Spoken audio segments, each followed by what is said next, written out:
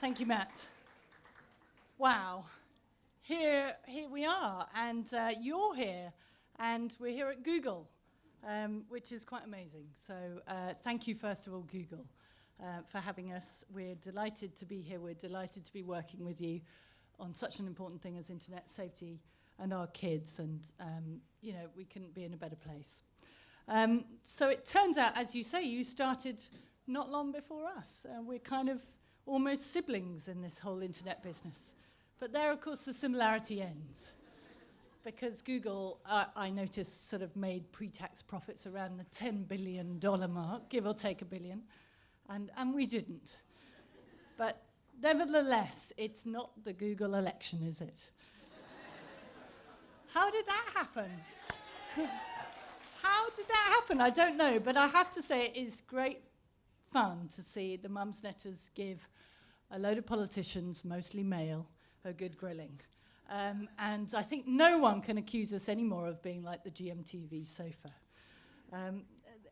As fun as that is, though, it is more rewarding, I think, to see the value of what that kind of sort of exposure can give us when we see things like what we're doing in the area of miscarriage. Thanks, I have to say, to Gordon's office that's progressed all the mums' demands about how miscarrying women are treated, and the fact that we can remove silly sexist ads from billboards all over the place. So we're pleased about that. Now, you history buffs amongst you will know that this is not just our 10th anniversary, but it's the 10th anniversary of the dot-com bubble crash. A brilliant time to launch a website. But maybe our lack of commercial acumen was fortunate in a way, because the benefit of having no revenue, no staff, no investors, is that there's no one to shout at you when you don't make any money. So that's possibly why we're still here. That, and along with the zillions of people, some of whom are here, who we have to thank tonight. Now I'm going to outsource a lot of the thanking to Carrie, who's coming later, but I just wanted to thank a very few of you. First of all, I have to thank my mother. Now,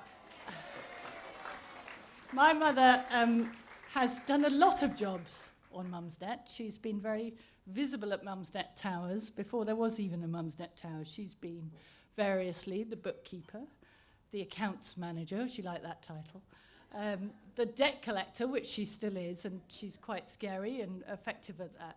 She is, in short, a marvel. She was a marvel when we started 10 years ago. She's a marvel now at 75.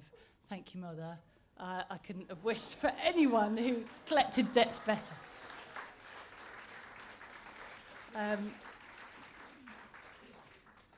My 7-year-old son said to me not so long ago, when I grow up, Mum, I want to be a single.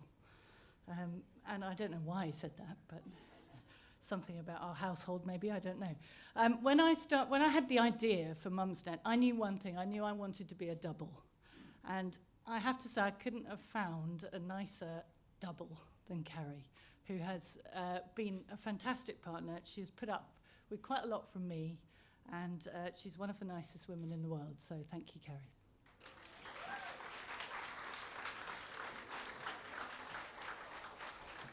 And then it comes to my other partner.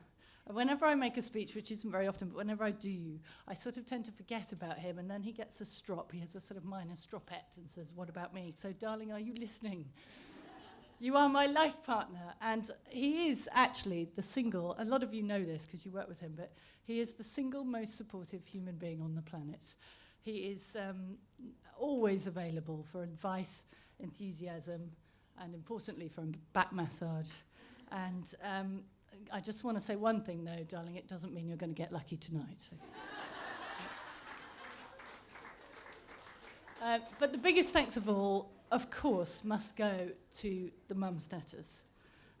Carrie and I and Rachel, who joined us a bit later after we started, all were in the same antenatal class. And between us, we've had 10 kids. But I have to say, none of them have been quite as troublesome as the Mumsnetters.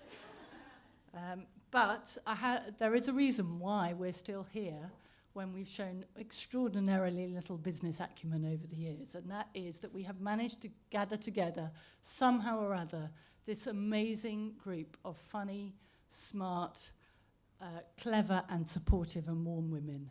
I don't know how we did it, but they're there, and it is fantastic. And it is their small acts of kindness every day that really make Mumsnet the community it is.